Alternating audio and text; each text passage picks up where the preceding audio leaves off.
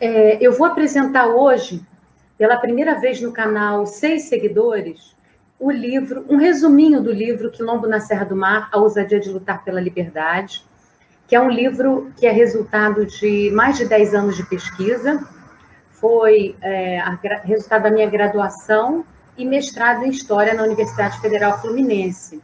E nesse intervalo também estudei arqueologia, trabalhei na Fundação Cultural de Casimiro. Então, em 2013, eu defendi a dissertação de mestrado e em 2018 a gente conseguiu lançar esse livro por uma campanha de financiamento coletivo pela internet. E pela primeira vez nós estaremos aqui reunidas, eu, Renata Lira, historiadora, também cantora da banda Flor de Aruanda, a Joyce Martins, minha querida amiga do coração, grande professora de matemática, mestra em matemática, Aline Mendonça, ou Aline Brasilino, Aline Mendonça, também minha grande amiga querida, também professora de matemática, mestra em educação, que estuda agora estatística. Elas que fizeram os gráficos que são utilizados nesse livro, gráficos originais que dão informações muito importantes para a gente compreender como é que era a vida no Rio de Janeiro e no Brasil, no século XVIII e no século XIX, estarão aqui também falando do seu trabalho com a gente. Outra pesquisadora que esteve envolvida nesse trabalho, a Aline Mendonça. Botou lá no crédito Aline Mendonça. Tudo bem, Aline? Como você está? E diga aí para os nossos queridos amigos dos 6 Seguidores a sua participação aí no livro e o que nós podemos esperar nessa live hoje. Tudo bem, Anderson. Obrigada por estar dando esse espaço para a Renata falar do livro. Como a Renata falou, eu sou professora de matemática, estudei mestrado em educação e agora sou estudante de estatística. A minha contribuição foi fazer a análise dos dados das tabelas que a Renata tirou da época. A gente vai olhar assim, um pouco o que essas análises contribuíram para que a Renata contasse melhor a história do Quilombo. É isso. Show! E agora vamos falar com a outra pesquisadora, Joyce Martins, que também estava envolvida nesse trabalho aí com os meninos. Joyce, vou te chamar agora. Diz aí. Olá. Boa noite. Boa noite a todos. Como Anderson disse, eu sou a Joyce, professora de matemática. Vocês estão me ouvindo bem? Perfeito. E, na verdade, a história, o envolvimento com essa pesquisa é de longa data, né, Renata? Desde a época da graduação. E um lindo trabalho de conclusão de curso da graduação da Renata. Foi tão bom que teve recomendação para publicação e virou um livro, né? Mas aí, antes do livro, ainda teve o curta-metragem super premiado. Depois ela pode falar mais sobre isso. E, assim, foi uma honra participar. Foi um enriquecimento pessoal, profissional para mim. E, assim, estou super feliz de estar aqui com vocês. Obrigada, Anderson. Obrigado a vocês. Na verdade, gente, olha só. Aqui tem uma divisão que está 2-2. Tem 2 de história e 2 de matemática. Aí quem vai desempatar são os 6 seguidores. A outra que eu tenho, né? Não sei se vocês sabem, no meu canal é 6 seguidores.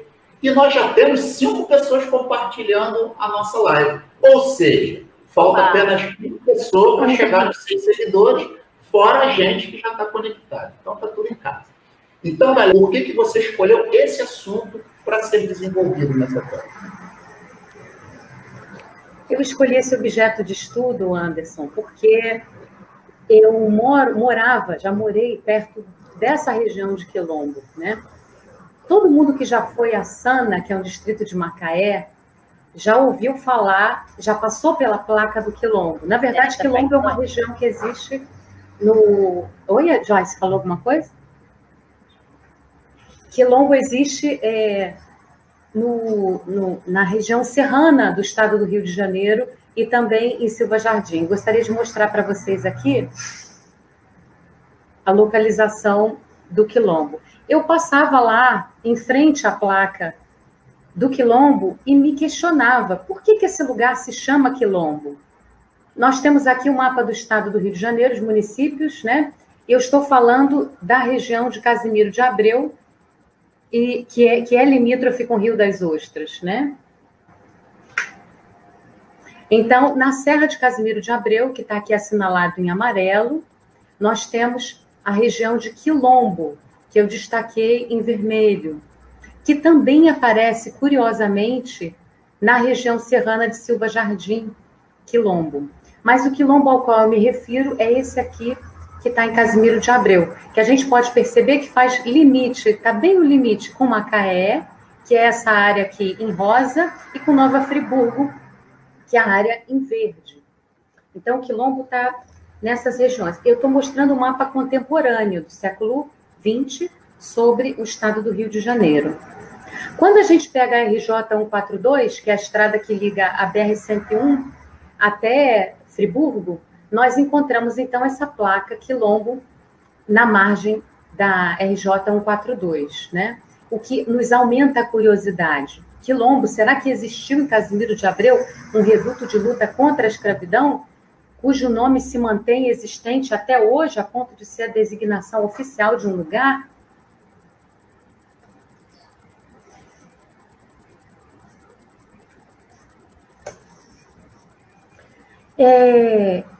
E eu quero falar para você, uma outra coisa curiosa que eu descobri depois com a pesquisa, é que nessa região de Quilombo,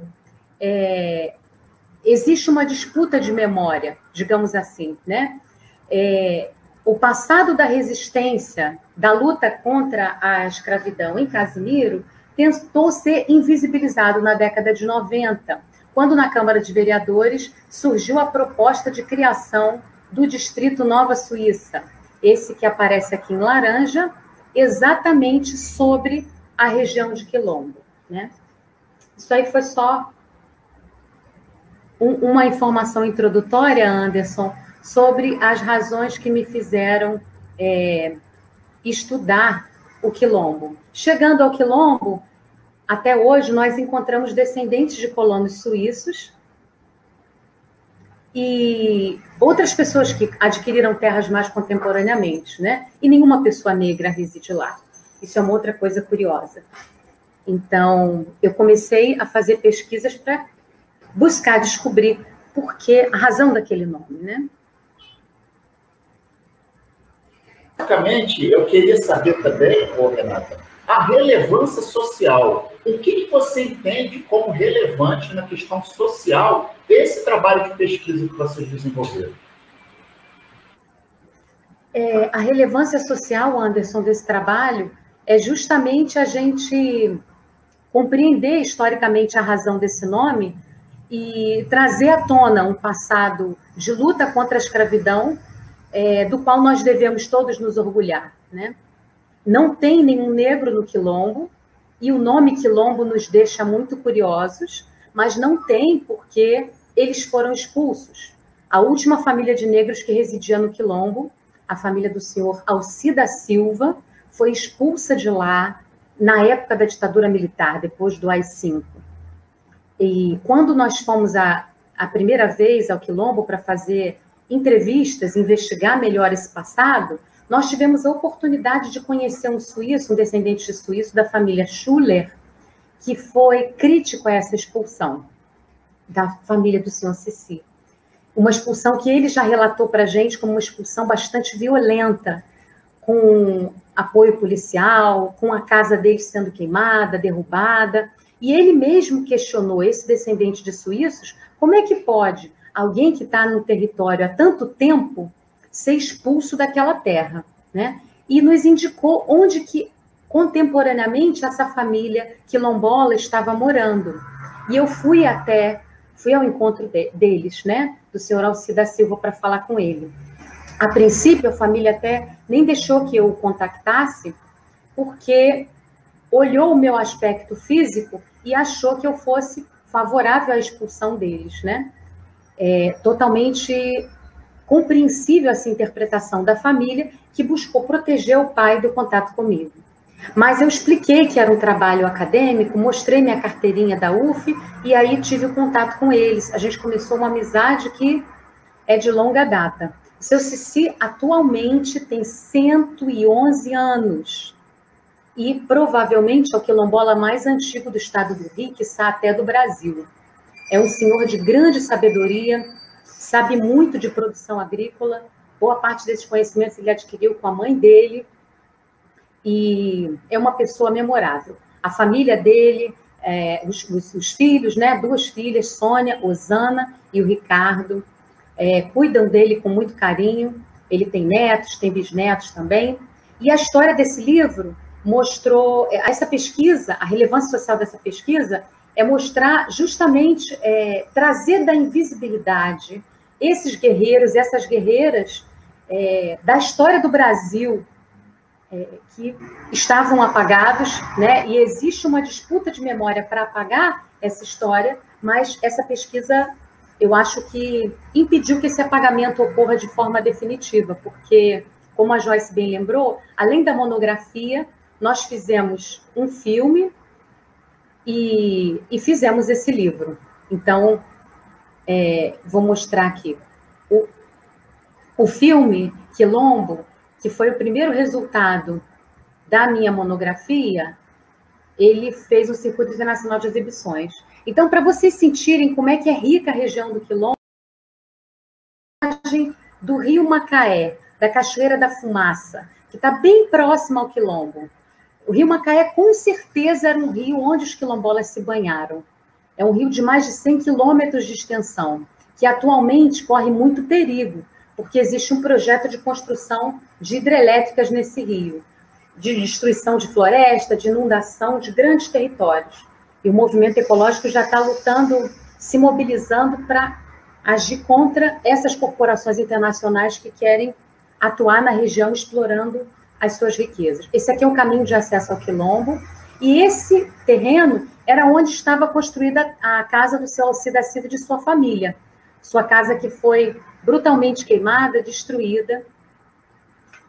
E o seu Alcida Silva participa desse documentário, Quilombo, é a grande estrela do filme. Esse documentário ganhou o troféu de 2º lugar na Mostra Cinema Popular Brasileiro, Cinema para os Ouvidos, e participou do 4º Festival Internacional de Filmes de Pesquisa sobre Escravidão.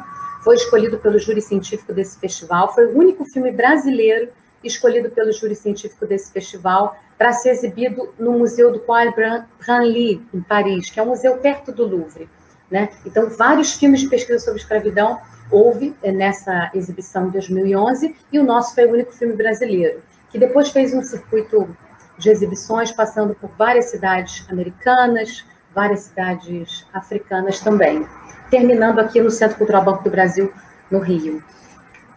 Esse daqui é o cartaz da exibição em Paris. Aqui está escrito, ó, Renata Azevedo Lima, Quilombo, Brasil, de 2010, o filme, né?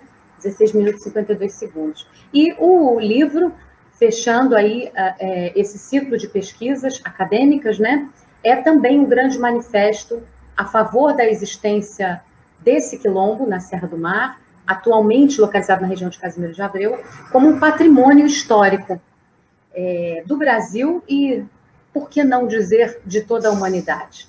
E, embora o estudo do quilombo seja um estudo de história regional, é um estudo de história internacional também, porque ele foi um quilombo destruído pela colonização suíça, que veio aqui para o Brasil com incentivos públicos dados por Dom João VI.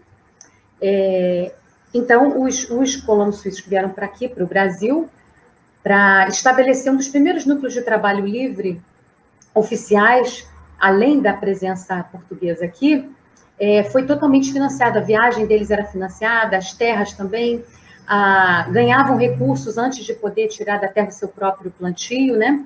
Essa era a forma como o governo de Portugal tratava os descendentes suíços. Enquanto os filhos de África, igualmente estrangeiros como os europeus suíços, eram tratados de que forma? Não tinham direito à terra, não tinham direito nem à identidade, não tinham direito à integridade física, eram explorados, tinham a sua inteligência, a sua força de trabalho expropriadas para enriquecimento do projeto colonizador português. Então, esse livro, a relevância social dele, é também nos permitir questionar a história da identidade do Brasil, né? Não esquecendo, obviamente, dos habitantes primeiros nativos do Brasil. Essa região onde estava estabelecido o quilombo era chamada de Serra dos Aimorés.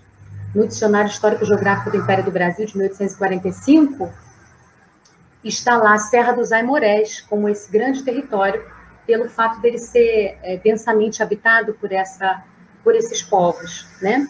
E provavelmente as flechas que os quilombolas utilizavam no quilombo para protegerem o seu reduto dos invasores europeus podem ter sido um recurso aprendido também com esses indígenas.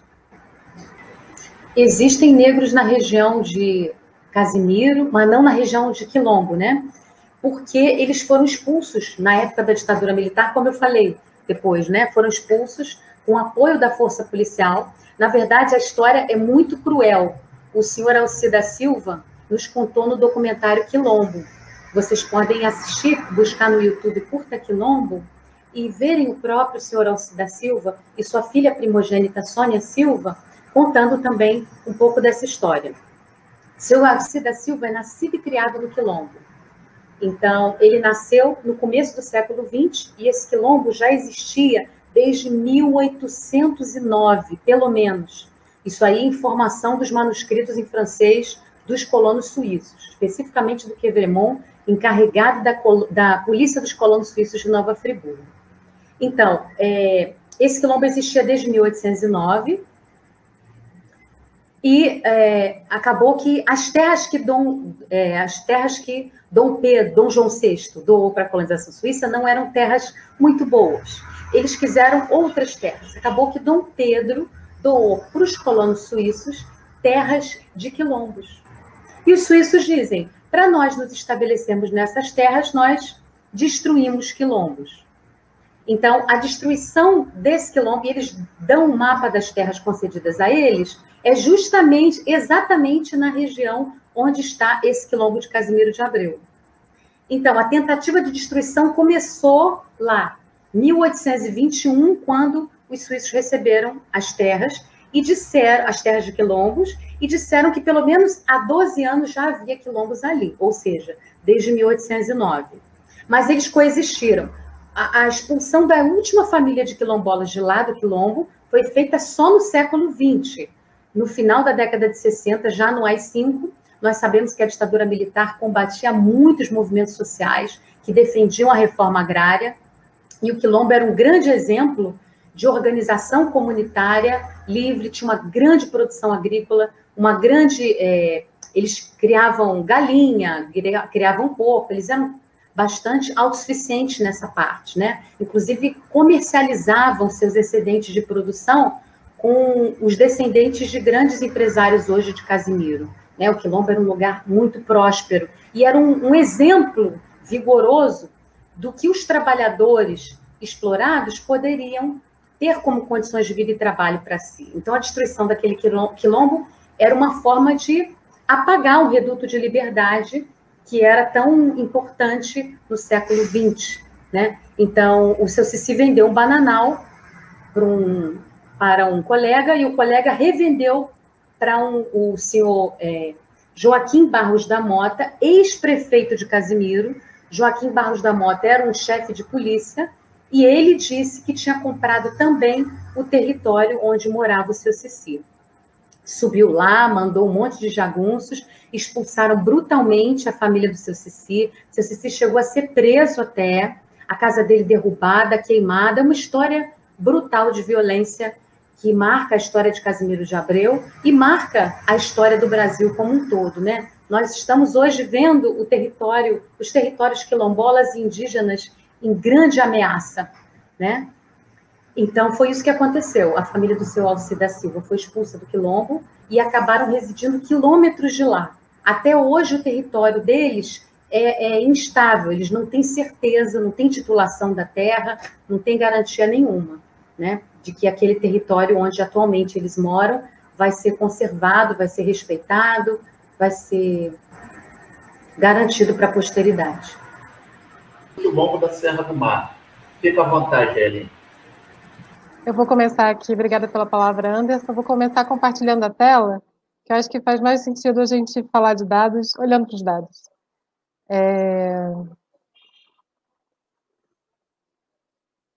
Primeiro, eu acho que eu contaria inicialmente que Eu fiz uma primeira análise para a Renata quando ela estava ainda no mestrado, e depois a gente teve uma segunda oportunidade de olhar para os dados de novo quando ela quis escrever o livro, e agora, para mim, é a oportunidade mais incrível, porque agora eu sou estudante de estatística.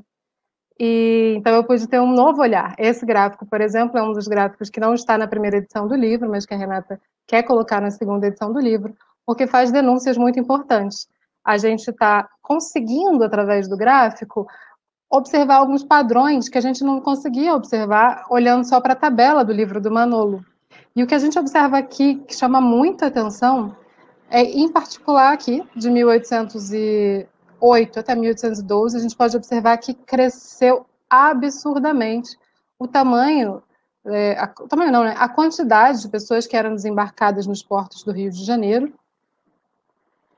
A gente também observa aqui uma segunda, bem pertinho aqui de 1831, onde a gente teve uma lei importante, da qual a Renata já vai falar para a gente. Também tem um novo crescimento, um crescimento muito expressivo. Antes dessa data, mais ou menos a quantidade permanecia estável. A partir dessa data, a gente vai observando um crescimento, embora diminua em alguns anos. E essa é uma das primeiras das análises. Mas como o Anderson já falou, é muito importante, foi muito importante aqui para esse livro, esse diálogo entre as disciplinas. Então, assim, eu olhava para os dados e a Renata olhava para as histórias, para tentar entender o que estava acontecendo. Então, eu convido a Renata para compartilhar para a gente um pouco aqui do que ela pode dizer sobre a história desse gráfico. Um acontecimento histórico muito importante, que a gente vê aí na barra no eixo X, né, que tem as datas, é 1808. 1808 é uma data importante na história do Brasil, porque é a data da chegada da família real e corte ao Rio de Janeiro e transferência da sede do Império Português para o Rio de Janeiro, que já era a capital do Brasil desde a segunda metade do século XVIII e continuou sendo capital até 1960, né? Então, a família real estava chegando aqui nessa colônia e quis transformar essa colônia, que ela adquirisse um aspecto parecido com a da metrópole de além-mar. E como o projeto colonizador português se sustentou no trabalho escravo, primeiramente foram escravizados as milhões de pessoas foram escravizadas que já habitavam aqui, pelo menos há 50 mil anos, né?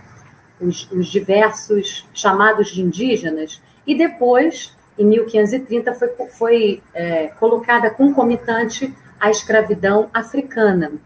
Então, a gente percebe que em 1808, nos gráficos também que a Joyce vai mostrar, 1808 é uma data muito importante, porque a gente percebe um incremento da mão de obra cativa gigante, né? E essa pesquisa me fez ver, com olhos bastante críticos, quem comemorou a chegada da família real, o bicentenário da chegada, o centenário da chegada da família real ao Brasil, porque isso foi absolutamente terrível em termos do incremento da população cativa e da brutalidade da escravidão, né, que foi muito intensificada aqui. O outro acontecimento é em 1831, a Lei Feijó, que é a primeira lei, eu vou ler aqui um pedacinho dela, de 7 de novembro de 1831, declara livres todos os escravos vindos de fora do Império e impõe penas aos importadores dos mesmos escravos, né? Nós estamos vendo aqui pelo gráfico que teve um decréscimo na chegada de africanos escravizados, desde antes de 1831, né? Mas o que aconteceu é que não acabou a escravidão. A Lei Feijó, alguns historiadores chamam de lei para inglês ver, porque, na verdade, a escravidão ainda funcionou no Brasil por mais meio século, só foi acabar em 1888, né? O Ceará só que acabou em 1884 com a escravidão, mas em todo o território do Brasil, só em 1888. Então, essas são informações importantes. Mas eu queria, vendo esse gráfico, que quem está olhando esse gráfico, imaginasse o que é no Porto do Rio de Janeiro. Eu estou aqui no Rio de Janeiro agora, no centro do Rio, bem perto do Mercado do Valongo, que era onde essas pessoas eram comercializadas, o maior mercado de pessoas escravizadas das Américas, talvez do mundo, era esse do Valongo. Eu quero que vocês imaginem, em um único ano, por exemplo, qual é o maior ano aqui que a gente vê, Aline? Aqui, em 1929. Né? 1829. Quantas pessoas chegaram só nesse ano? Aproximadamente 47 mil. 47 mil. Então, vocês imaginem chegarem 47 Desculpa te interromper. Quando a gente olhar para as populações. Te interrompi. Quando a gente chega a olhar para as populações, esse número vai fazer um pouco mais de sentido. De quanta gente é? Quanta gente era? Uma quantidade gigantesca, a ponto de metade da população do Rio de Janeiro ser de pessoas africanas escravizadas, ou até mais da metade em várias comarcas, né?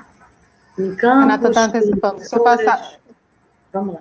Posso passar para o próximo, Renata? Então, tá bem. Coube a mim, nessa pesquisa, olhar um pouco da composição da população. Composição tanto em Cabo Frio, quanto no estado do Rio de Janeiro. E agora, em particular, a Renata também resolveu olhar para Friburgo. Então, essas são as origens, os dados, as fontes. A gente trabalhou com uma tabela para 1779 e 1789 e uma outra tabela para 1840, para a gente conseguir entender um pouco dessa variação na composição. Aqui, então, desculpe, Aline, eu só queria afirmar para vocês que os dados que a gente está usando são absolutamente oficiais. São dados de fonte, relatório de presidente de província, que era como se fosse o relatório do governador do estado, né, a de 1840. Antes de 1840, o século XVIII também é uma fonte oficial, está na revista do IHGB. Então, a gente está trabalhando com dados oficiais, o que não quer dizer que são informações absolutas, por isso que porque eles não tinham conhecimento técnico para fazer censos populacionais bem feitos como são feitos hoje, né? Até porque os colonizadores não tinham domínio absoluto do território. Eles chegaram aqui, a família real, mais na região litorânea, e à medida que a presença portuguesa aqui no Rio de Janeiro foi se consolidando, é que eles foram se interiorizando pelo estado e destruindo tudo que havia, né? Então, a presença indígena que ainda havia no estado em 1808 foi destruída, os indígenas foram escravizados, foram colonizados, e também a presença quilombola, que a gente percebe nas serras, né, escondidos em vários lugares, também foi sendo destruída para que os quilombolas fossem reescravizados. Nossos gráficos estão querendo contar muitas histórias. Nesse, em particular, a gente está querendo entender qual era essa relação entre a quantidade de população livre e a quantidade de população cativa. E aí a gente olhou para isso, tanto em 1779 a 1889, em Cabo Frio, quanto no Rio de Janeiro. A gente observa, vou falar dos cativos, os cativos representavam menos de 40% da população em Cabo Frio, nesse primeiro momento. Já no segundo momento, já são 50% da população. Tem um incremento muito grande. Enquanto no Rio de Janeiro, eles já representavam 50%. E aqui já chegou a 45% depois, 45% a população livre, 55% de cativos nesse período. Renata, você quer contar um pouco dessa história?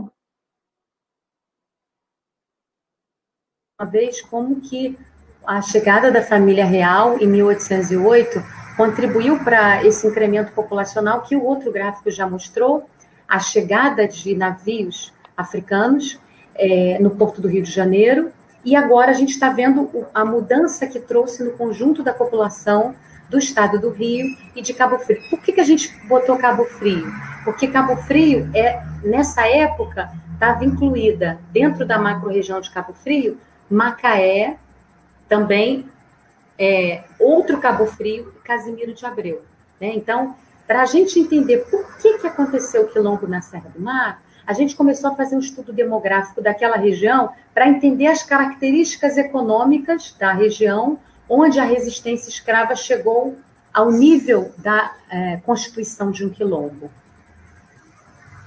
Obrigada, Renata. As tabelas de 1840 nos permitiam dar um olhar ainda muito mais interessante, digamos assim, sobre a composição da população.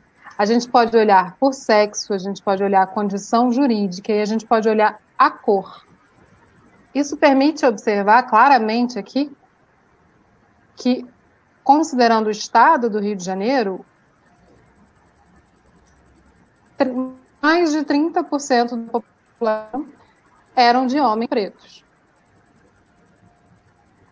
Enquanto a população indígena, no caso em particular, ela não estava muito bem enumerada, né, Renata? Você pode falar para a gente dessas fontes e da questão dessa composição?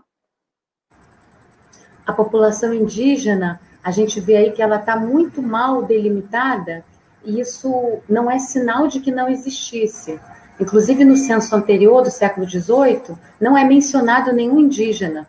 E esse de 1840 é mencionado uma população residual de indígenas. Mas isso, numa interpretação crítica das fontes, pode ser vista até de forma positiva, porque a colonização portuguesa não identificava ainda vários redutos de presença indígena no interior do estado ou ao longo do estado. Muito obrigada, Renata. Você quer falar dessa diferença entre pretos, pardos e brancos? Eu acho muito interessante a gente ver uma quantidade grande de pretos escravizados. Também tinham pretos livres, mas era muito residual, e pardos escravizados. Tem um outro dado, um mapa conceitual que a gente traz no livro, que eu faço a partir dos estudos da Mary Karachi, tipificação da mercadoria escrava, mostrando que a mercadoria escrava ela era dividida em duas categorias primeiras, né? O escravo poderia ser africano ou poderia ser crioulo. O crioulo, africano ou brasileiro. O brasileiro, ele poderia ser filho de mãe branca com pai negro, ou filho de pai branco com mãe negra. Poderia ser resultado de uma mistura também de africano com indígena. Isso. E ele era crioulo. Os crioulos, escravos crioulos, homens e mulheres, eles eram mais valorizados do que os africanos, porque os crioulos já sabiam os costumes e a língua falada aqui. Então, os escravos africanos eram outra categoria. Eles, em geral, eram categorizados pela nação. Era Angola, Mina, e ao lado vinha, se ele era boçal. Boçal era o africano que não sabia nada da cultura brasileira, falava outra língua, tinha outros costumes, né? Meio boçal é quando ele já entendia alguma coisa. Ou ladino, quando ele já era bastante fluente nos costumes e na língua. Então, é curioso perceber como que a presença africana no Brasil veio marcada pelo estigma da escravização, né? Como que essa população gigante que contribuiu para construir as riquezas do nosso país durante quase 400 anos, né? Até hoje contribui muito, mas durante quase 400 anos essa grande população foi escravizada. E o Brasil, é importante ressaltar, de todos os países onde aconteceu a diáspora africana, que é essa saída compulsória de contingentes populacionais da sua terra de origem para outro lugar, de todos os lugares para onde vieram africanos, o Brasil é o país que recebeu o maior contingente de africanos. Tem gente que diz que foram 4 milhões de pessoas, mas outros censos chegam a números bem maiores, como 6 milhões de pessoas, né? E, então, é muito importante, eu acho, analisando esse gráfico, né, a gente vê como é que eram categorizados no conjunto da população do Rio de Janeiro os habitantes originais desse território, que eram os indígenas, né? E como é que eram categorizados esses estrangeiros, que eram os brancos e eram os africanos, né? Como que a presença branca aqui está marcada por esse trabalho, por essa atuação de colonizador, de escravizador, né? E sempre em liberdade, com outro estatuto jurídico, enquanto os estrangeiros africanos eram marcados por esse estigma de mercadoria de objeto, de cativos, né, escravos. Lembrando aqui que os cativos no Rio de Janeiro eram 55% da população em 1840. Eu ainda queria chamar a atenção a uma última coisa, é o fato de que os pretos que são, em sua maioria, cativos nesse período no Rio de Janeiro.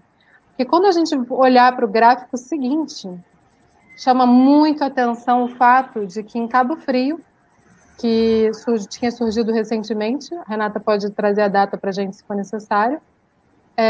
Os pardos cativos é que são a maioria da população, né? Os pardos de gênero masculino, a gente novamente não observa pessoas brancas sendo cativas. Nesse caso aqui não tem dados sobre indígenas. Enfim, chama muito a atenção isso. Renata, você pode contar para a gente o que a história explica dessa diferença entre terem mais pretos cativos na população geral, mas terem mais pardos cativos em Nova Friburgo? Em Cabo Frio. Em Nova Friburgo. Então, uma característica importante da escravidão no Brasil é que ela era uma herança matrilinear, né? Mais uma característica da brutalidade desse regime de trabalho. Uma mãe escrava, ela legava a escravidão ao seu filho. E um escravo pardo provavelmente era filho de uma relação, em geral, compulsória entre o senhor e uma mulher escravizada, de origem africana, né? Essa criança não tinha paternidade reconhecida, era um filho natural, um filho chamado ilegítimo, que legou de sua mãe a escravidão. Aconteceu aqui no Brasil essa tentativa de criação de centros de reprodução de mão de obra cativa. O Arquivo Público de Campos, que era o solar do colégio, é um exemplo disso. Lá era uma fazenda dos jesuítas da Igreja Católica e eles tinham um plantel de muitas centenas de cativos. Então, às vezes, acontecia essa tentativa, mas o que aconteceu realmente para que a reprodução do escravismo colonial no Brasil se desse é que essa era uma lógica de reprodução exógena, ou seja, tinha que comprar mesmo de fora, porque as fazendas de reprodução aqui no Brasil não deram certo. Mas nós estamos vendo aqui que em Nova Friburgo, muito provavelmente era o que se dava, né? Ao invés de comprarem esses cativos aqui no mercado do Valongo, talvez eles fossem reproduzidos aí nas mediações de Friburgo. Poderiam também ser adquiridos aqui, crioulos, né? Mas é uma coisa para se investigar, Aline. Obrigada, Renata. Desses cativos de Friburgo. A gente só trouxe aqui essas informações de números absolutos, e o que eu gostaria de chamar a atenção para os números não são os números em si, mas as relações. Nesse período aqui, né, eu vou arredondar um pouquinho aqui, ao invés de 1779, vou fingir que a gente está em 1880 para facilitar a conta. Então, de 1880 a 1840, a gente tem uns 60 anos, né? E em 60 anos, a população passa de 6 mil a 42 mil, ela está aumentando 7 vezes. Nesse período aqui, que certamente é muito maior do que os 60 anos, são quase 200 anos, 180 para ser mais precisa, a população aumentou menos de 6 vezes. Esse aumento artificial, ele pode ser atribuído, claro, à chegada de muitos imigrantes, especialmente os imigrantes africanos. Na população de Friburgo ainda não existia esse distrito, né, nesse período, então a gente considerou a população zero, e depois a população de 5 mil. Renata, você quer falar alguma coisa? Friburgo, queria falar que Friburgo foi criado em 1818 pelo decreto de Dom João VI, criado especialmente para ser uma colônia de suíços no Brasil, e o nome Friburgo é por causa de Freiburg, uma cidade suíça de onde vieram várias famílias suíças, né? Então, Nova Freiburg, Nova Friburgo foi criada em 1818. E nós já vimos que 40 anos depois de criada a Nova Friburgo, em 1840, mais de 40% da população de Friburgo era de pessoas escravizadas. Então, é a prova de que Nova Friburgo não foi criada para ser um reduto de trabalho livre, ou, se foi criada, não foi isso que de fato aconteceu. Nova Friburgo acabou, os colonos de Nova Friburgo, que na Suíça estavam passando fome, estavam sofrendo com as guerras napoleônicas, estavam vivendo uma penúria social. Uma vez chegados ao Brasil, com sua viagem paga, com seu estabelecimento aqui, um empreendimento colonizador financiado pelo governo do Brasil, se adequaram ao escravismo colonial e também viraram proprietários de escravos. Grande Joyce. E aí a Joyce vai me dizer qual foi a parte que coube dela nesse reino, ou seja, qual foi a parte que ela participou desse trabalho junto com Renata e junto com a Aline. Boa noite. Oi, boa noite novamente. Obrigada para quem está assistindo e compartilha e curte o canal, né? Como a Anderson falou, é importante, né? É um assunto muito relevante e eu fiquei muito honrada em participar porque, como professora de matemática, estudante de matemática, eu sempre me questionei muito essa questão de só por que a área de humanas que é responsável por falar disso e a matemática não pode contribuir também com esse assunto, né? Então, eu vi uma oportunidade e aceitei o convite de pronto, né? E a parte que me coube foi, como houve essa discussão também populacional, que brilhantemente a professora fez, também a gente caía na questão do preço da pessoa escravizada, né? Como a Renata já citou, houve uma brutalidade depois que a família real veio e, baseando no Johnson e Florentino, nós percebemos que o valor absoluto do preço da pessoa escravizada, o valor absoluto ele aumentou. E não fazia muito sentido essa brutalização com esse aumento do valor, né, que eles chamavam de peça, né? E aí só conseguimos perceber esse dado, né, criando um índice, né, pegamos a comparação do valor da aguardente, e aí os gráficos nos mostraram que teve uma variação, aumento e diminui, mas a partir de 1805 e 1807, houve uma queda no valor, e a gente só pôde perceber essa queda comparando, formando esse índice. Eu acho que a Renata, que está com o gráfico, pode mostrar, Renata? Selecionei 4. Você pode mostrar qualquer um deles, do africano, da africana, do crioulo. Isso, pode ser esse. Então, são 4 gráficos que tem no livro, né? Então, a gente pode perceber que houve, né? Em 1790, e valia aquele índice, teve um decaimento, depois valorizou. Então, em 1805 a 1807 foi o auge, né?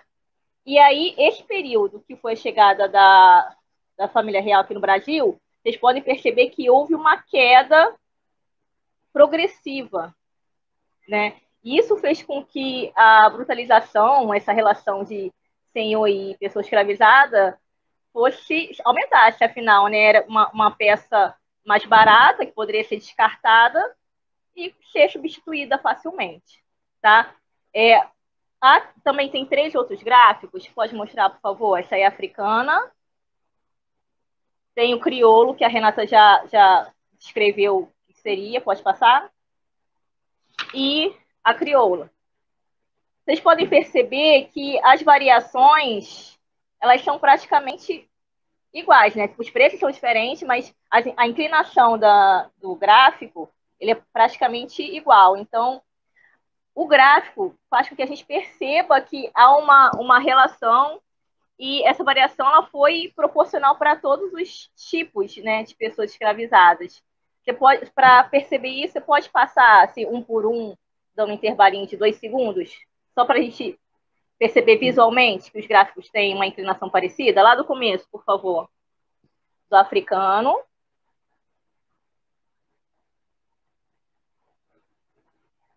Não. Isso. Vai passando assim, intervalinho de 2 segundos. Ó, observam, tá vendo? Tem o mesmo pico na mesma época. Tá? E essa relação a gente usou o preço da aguardente, que era uma das principais moedas de troca e consumo da época.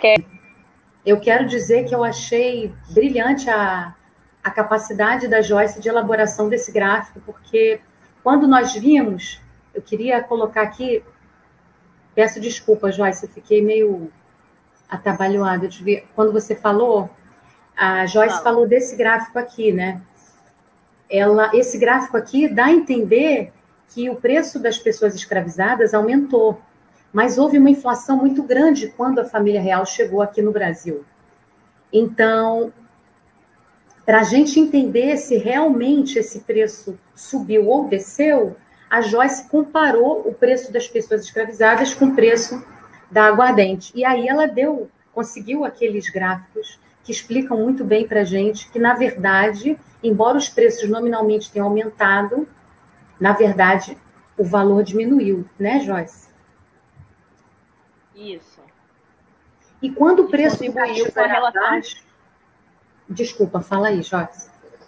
Não, eu ia falar que justamente o que você vai falar agora. Pode complementar. Quando o preço dos cativos era baixo, eles eram mais sacrificados, porque se aquele escravo morresse, rapidamente seria substituído por outro, mas quando ele era caro, ele era mais bem cuidado, porque ia ser mais difícil a substituição.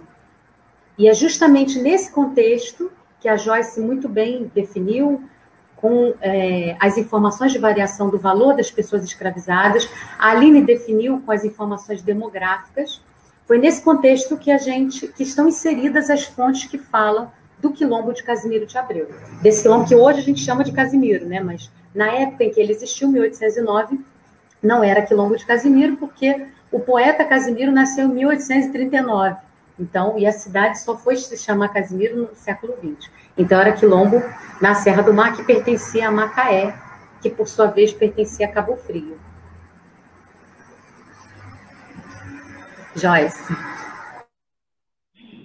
Então, eu tive a oportunidade de conhecer o bairro Quilombo, né? E pode parecer que é um recorte muito... Né, 1805, que isso tem a ver com tudo isso que está acontecendo hoje, mas a gente pôde ver aí o barateamento, né, e como nós conhecemos e ouvimos muito, a carne mais barata é a carne negra, e eu fui até esse bairro e eu fiquei espantada, não havia negros, como a Renata falou no início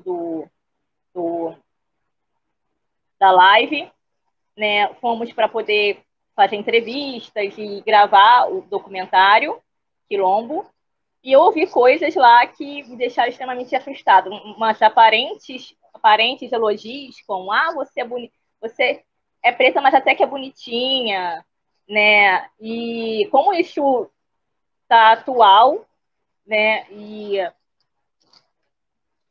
gente, esse material ele tem uma grande relevância, né, eu aconselho que todos possam ver, porque assim, é um material riquíssimo. E esses dados mostram muito toda essa questão. Naquela época, Joyce, acho que era ano de 2008 que a gente foi lá no Quilombo, nós percebemos também a disputa de memória, né? Nós entrevistamos um descendente de suíços da família Borer, que lá acabou virando boy, né? Um senhor já de 70 anos, ou 70 e poucos anos, foi descaradamente racista e ainda quis nos dizer que o nome daquele lugar, Quilombo, não tinha nada a ver com a luta contra a escravidão. Lembra, Joyce? Lembro. Ele falou que era por causa do tamanho do lombo dos porcos que eles criavam lá. Quando matavam o porco, viam o lombo e falavam quilombo. E era por isso que ali se chamava quilombo. Não tinha nada a ver com a luta contra a escravidão. Então, aí ouvi o seu Heraldo falar isso. E ouvi antes, acabei falando o nome. Ele até já é encarnado, mas, enfim. E saber que uns 20 anos antes, na década de 90, houve uma lei para mudar o nome daquele lugar para Nova Suíça, aí a gente percebe como é que incomoda para pessoas das classes dominantes de Casimiro, pessoas descendentes de suíços que estão a favor da escravidão, do escravismo, para contar a sua história, para legitimar o seu lugar social, como elas desejam apagar esse passado tão glorioso de luta contra a escravidão, né?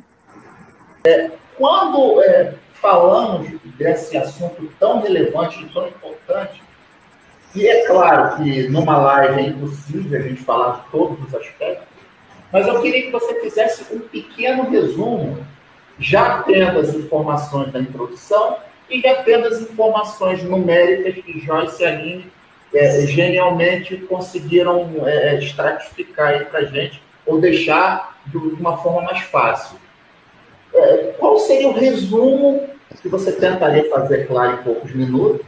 E aí a gente já convida o povo a ler o seu livro, né? Porque lendo o livro, com certeza, a pessoa vai ter mais suficiente para pesquisar.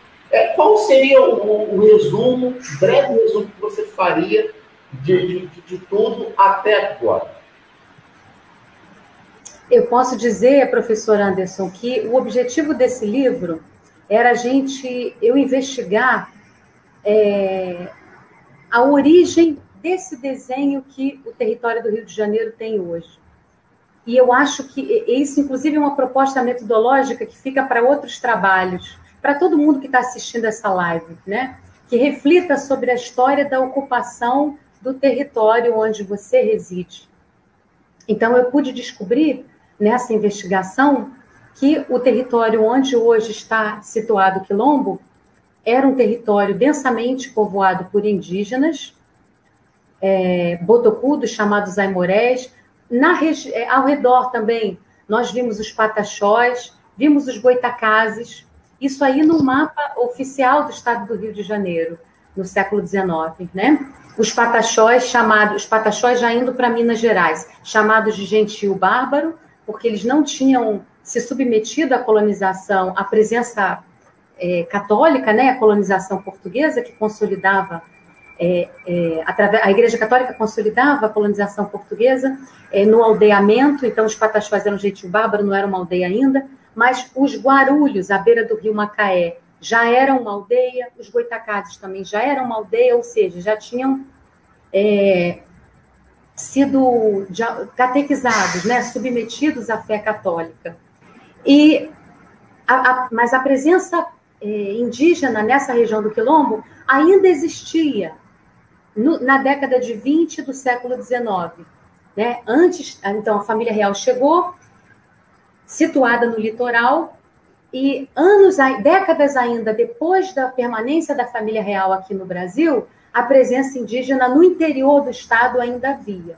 E foi justamente ali, no local que a altitude mínima é 700 metros, que homens e mulheres que lutavam pela liberdade resolveram se refugiar. Brilhantemente sabiam que isso que eles estavam fazendo, esse ato de ousadia, não era bem visto, né, aos olhos da colonização portuguesa. Eu vou lembrar aqui uma coisa que eu gosto de falar muito nas minhas aulas, das ordenações filipinas, do rei Filipe II, que governou Portugal e Espanha na época da União Ibérica, de 1580 a 1640. Essas ordenações do rei Filipe II, filipinas, valeram no Brasil até o século XIX. Elas tipificavam o crime da resistência escrava. Dizia, por exemplo, que o escravo que levantasse a arma contra o senhor, ainda que não atirasse, a penalidade para ele seria ter a sua mão decepada. E se ele atirasse, ele seria assassinado, enforcado. Então, apesar de toda a brutalidade da opressão, de marcar com F, um ferro quente com F as costas de um escravo fujão que fosse encontrado, e se um escravo em fuga já encontrado, já tivesse essa marca, ou seja, era reincidente, ele teria a orelha decepada. Apesar de toda essa brutalidade no combate à resistência escrava, em Casimiro de Abreu se estabeleceu, na antiga Macaé, né, se estabeleceu um quilombo. E eles protegiam esse território com buracos profundos, preenchidos com estacas pontiagudas e cobertos de palha. Então, um dos documentos da colonização suíça relata o encontro de suíços com quilombolas. Depois de 8 dias de incursão na mata fechada, uma expedição de suíços deparou com um quilombo. Não sem antes um dos suíços ficar com a perna atravessada por uma dessas estacas. E os quilombolas, homens e mulheres, que foram avistados pelos suíços, estavam com flechas estiradas para protegerem o seu reduto. Os suíços voltaram para a sua colônia, denunciaram aquele quilombo para a polícia dos colonos suíços, que retornou ao local, prendendo 18 homens e mulheres quilombolas. E o Antoine Creton, que foi o suíço delator, teve como prêmio uma légua de terreno do quilombo, quer dizer, pelo menos 4 quilômetros quadrados do quilombo, da terra do quilombo, já plantada com café, cana-de-açúcar, batata doce e várias bananeiras, né? Então, esse livro contribui para a gente refletir sobre os termos em que esse local, que hoje a gente chama de Brasil, foi estabelecido. Quais eram os parâmetros do projeto colonizador português? Né? Como é que foi essa transição de Oreretama, ou Pindorama, como era chamada 500 anos antes da chegada dos portugueses, por esses 8 ou 10 milhões de pessoas que já habitavam aqui, de diversos povos diferentes, que conviviam com essa diversidade entre si, com essa diversidade linguística, cultural, né? E quando viram chegarem os portugueses, imaginaram, quem sabe?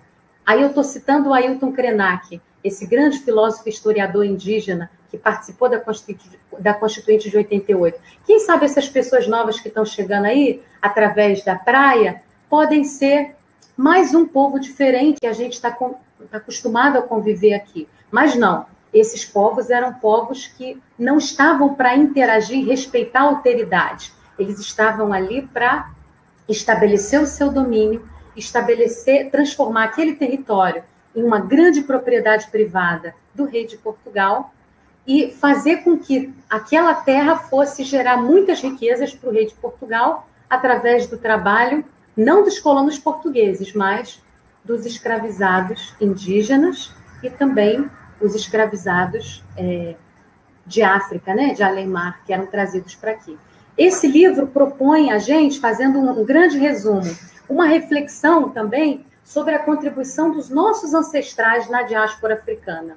Como cada um que está participando dessa live, que está ouvindo a gente, essa pesquisa, que leu o livro, que é brasileiro, como os nossos ancestrais contribuíram para a diáspora africana. Os nossos ancestrais escravizaram pessoas e lucraram com a escravização dessas pessoas?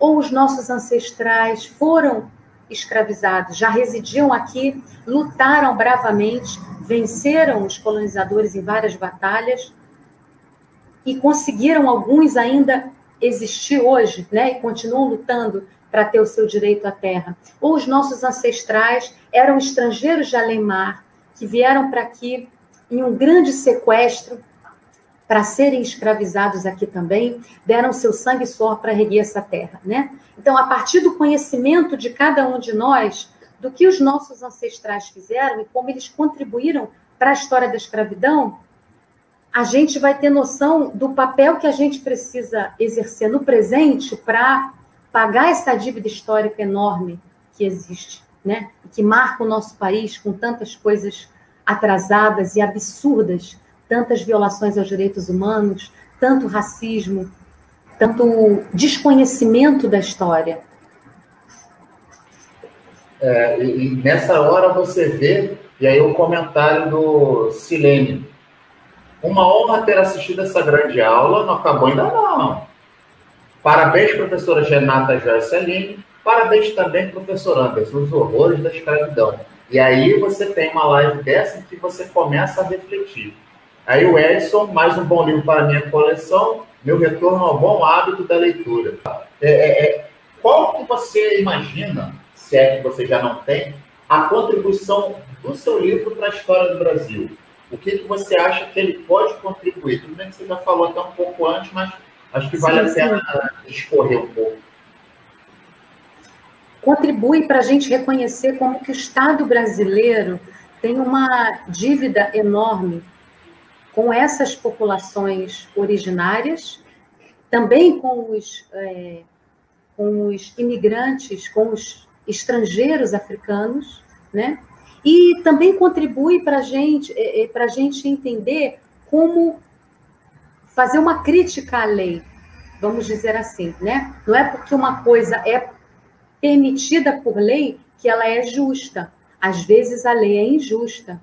E a interpretação mais crítica da história permite a gente reconhecer que a lei é o resultado da luta de classes, mas em muitas vezes ela serve para legitimar a posição de dominação da classe dominante sobre as classes que estão subalternas, né? Então, a escravidão, durante os quase 400 anos que ela existiu no Brasil, ela foi absolutamente legal, ela não foi contra a lei. Você falou da lei Eusébio de Queiroz de 1850, foi uma lei que proibiu o tráfico transatlântico, né? E o tráfico interprovincial continuou acontecendo. E a escravidão no Brasil foi até 1888, né?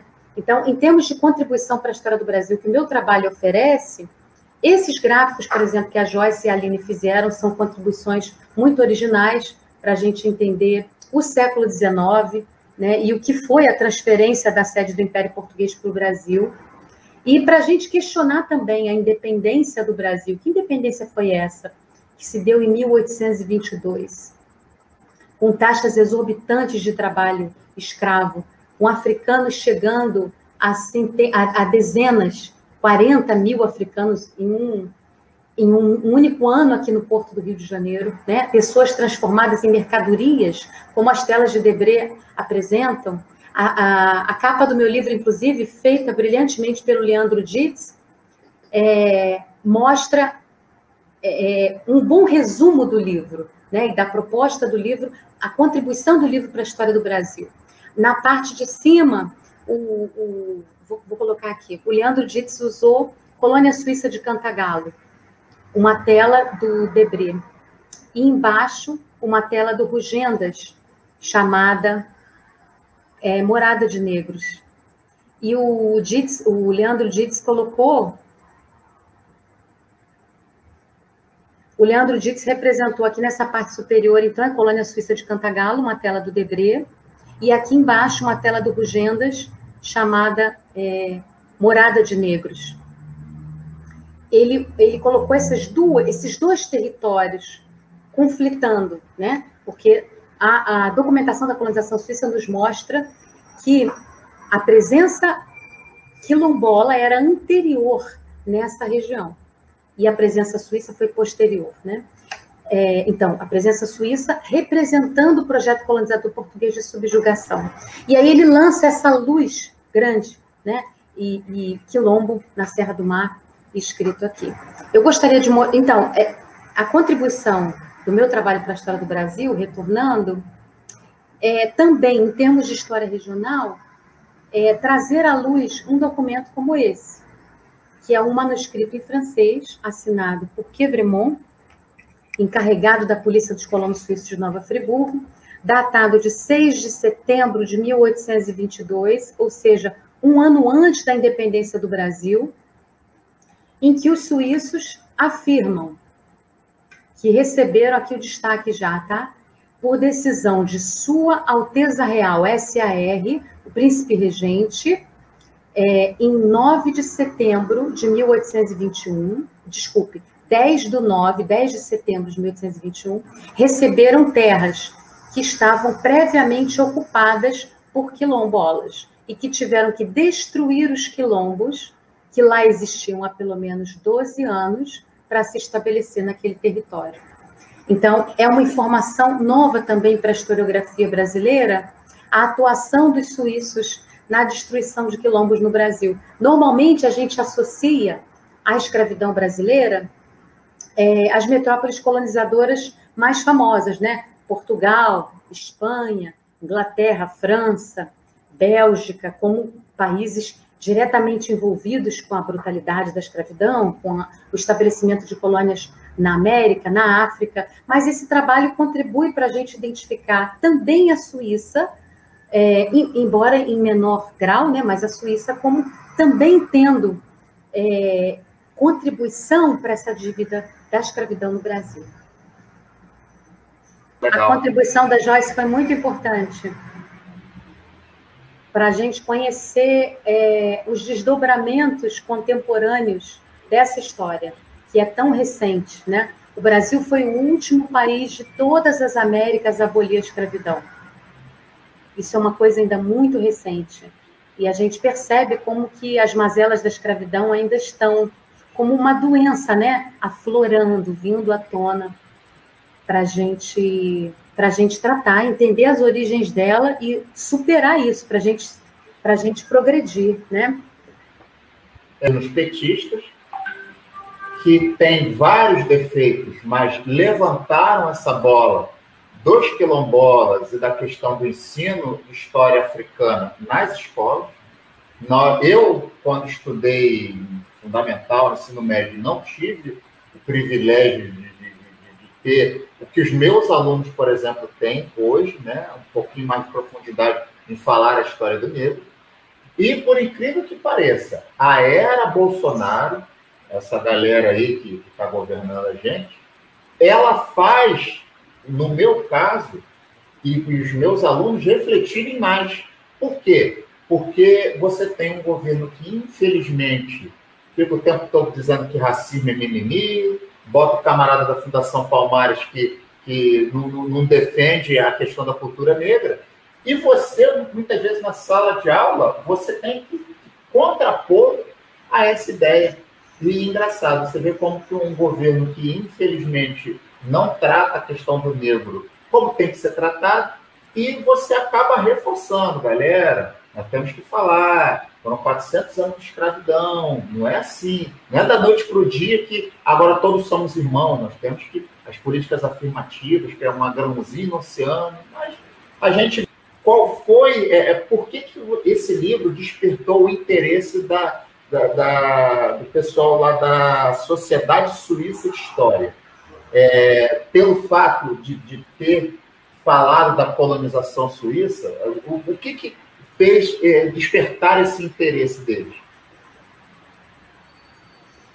Então, Anderson, esse livro também, o trabalho que a gente fez para conseguir recursos para financiá-lo, a gente abriu no Catarse uma campanha, né, de financiamento coletivo pela internet, tivemos 2 meses para conseguir captar esse recurso, e eu fui ao consulado da Suíça, ao consulado de Portugal, para pedir recursos também, por saber, por provas, né, que eles têm uma dívida histórica com o Brasil.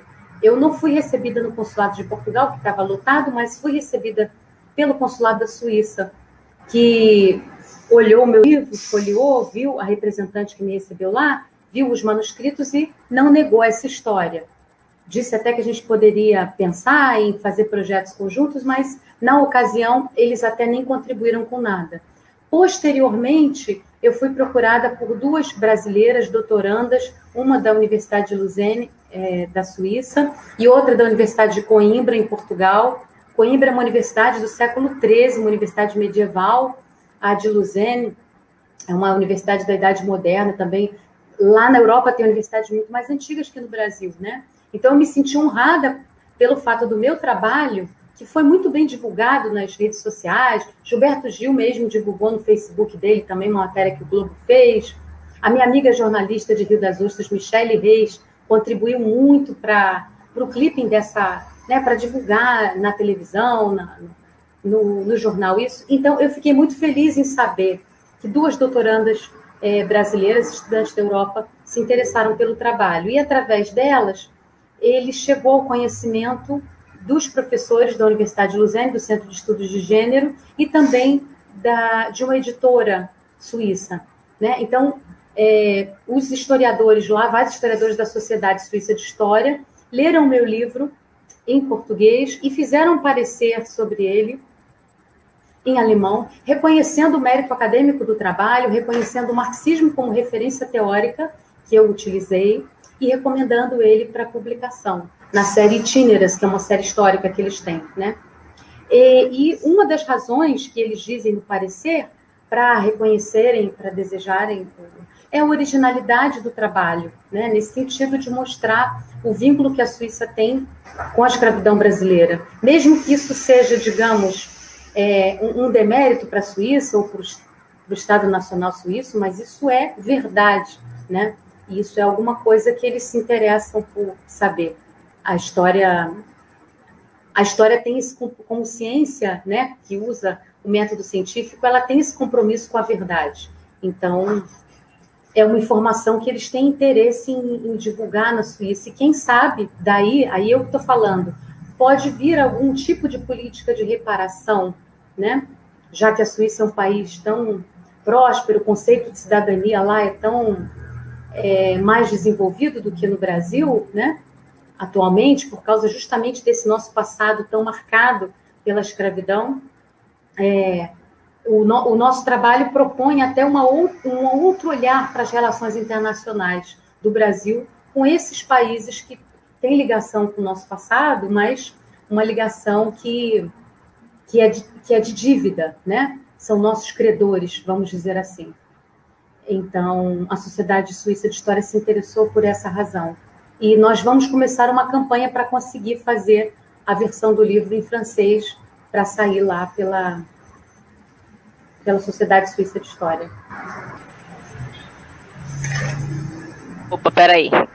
Uma coisa que eu gosto muito de falar, e é um pedido, um apelo, e que os meus amigos de exatas, né, se interessem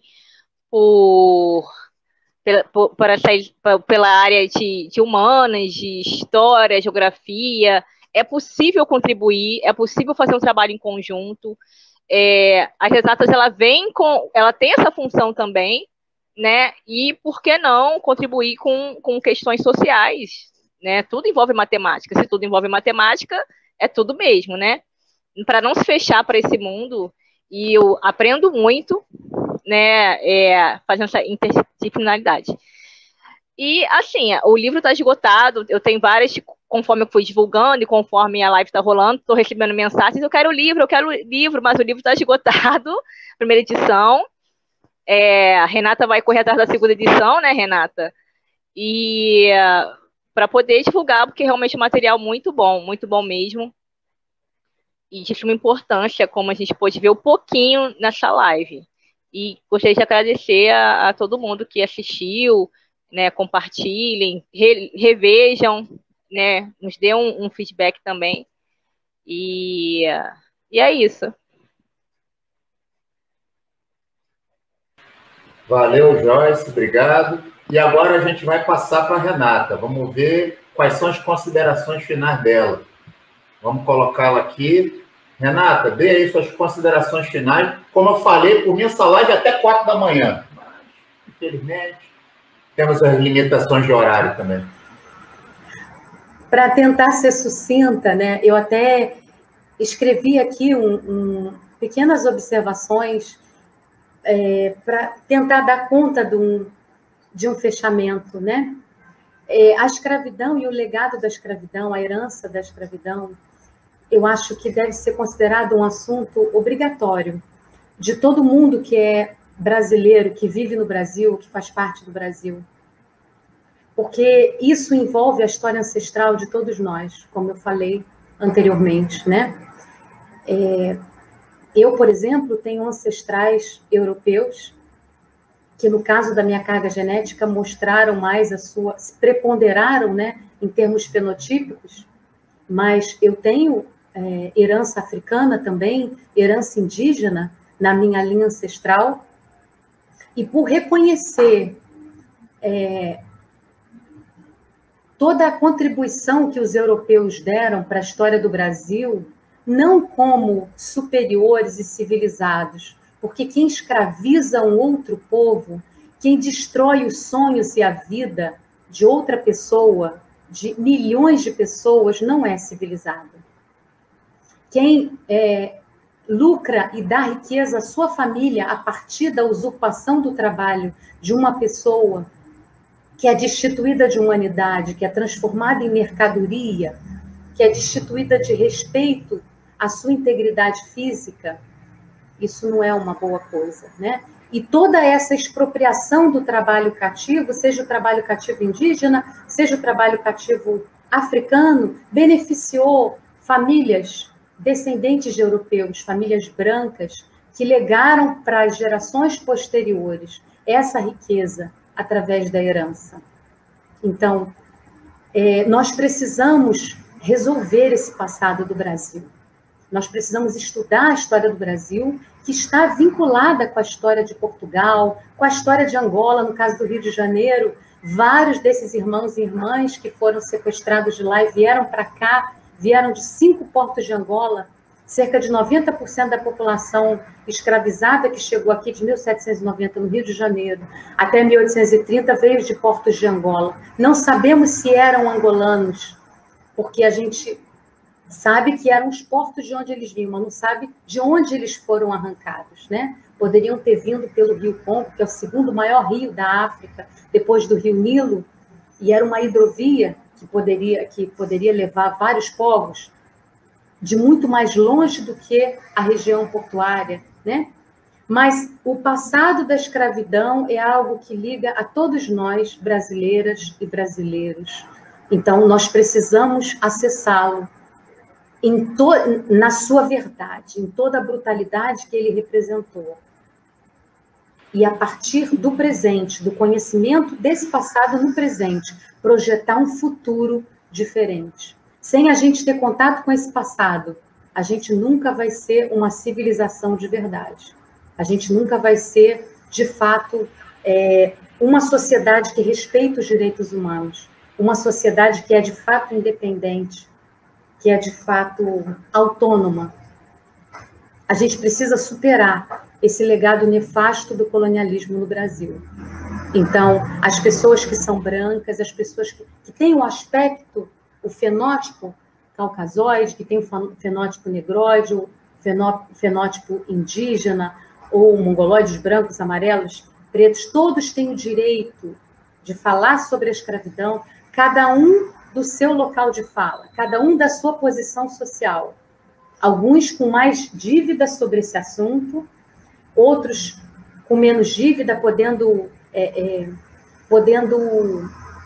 requerer mais políticas afirmativas, precisando disso, né? Mas nós precisamos assumir no presente essa responsabilidade e reparar esse passado para a gente poder construir um país melhor. Não, hoje você cedeu espaço. Claro. Você cedeu espaço, é importante. Eles só puderam ver porque você cedeu espaço para gente. Teve um hospedeiro. Obrigada. Muito obrigada, professora Anderson.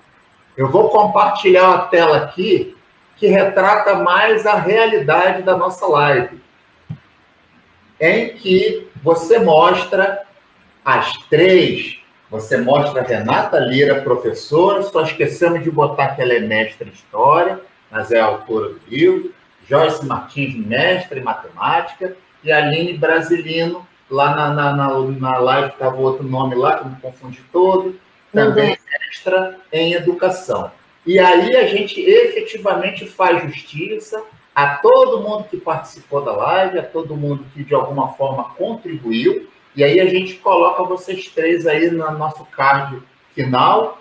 E já, meninas, não saiam daí. Eu vou sair do YouTube, mas você não sai daí. Porque, às vezes eu esqueço de avisar para o convidado que eu ainda estou conectado. Aí a pessoa sai junto com todo mundo. Vocês ficam aí.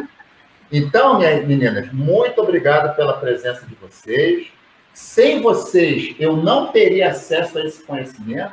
Na verdade, eu fui até convidado para o dia que foi lançado o livro, mas só para variar, quando é coisa boa, eu estou de fora, sempre acontece comigo. Quando eu vejo que é coisa boa, cadê o outro? Desapareceu. E agora o professor compartilhou num grupo de WhatsApp o vídeo que vocês fizeram no YouTube, que dá uma mini aula falando sobre o livro, e a partir daí eu quase caí da cadeira quando eu vi aquela aula. Eu falei, gente, eu tenho que trazer elas aqui para a minha live, eu tenho que trazer esse conhecimento para os internautas. Muito obrigado por vocês existirem, muito obrigado por terem feito esse excelente trabalho, e um abraço para vocês. Nós agradecemos. Grande abraço. Obrigada, um abraço também. Inscreva-se no canal 6 Seguidores. Isso aí. Curta e compartilha. Isso.